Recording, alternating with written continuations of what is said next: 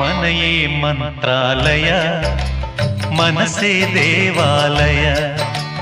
మనయే మంత్రాలయ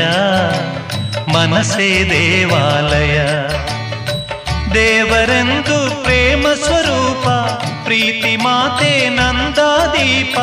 ಅರಿತು ಬಾಳಲು ಜನ್ಮ ಸಾರ್ಥಕ ಮನೆಯೇ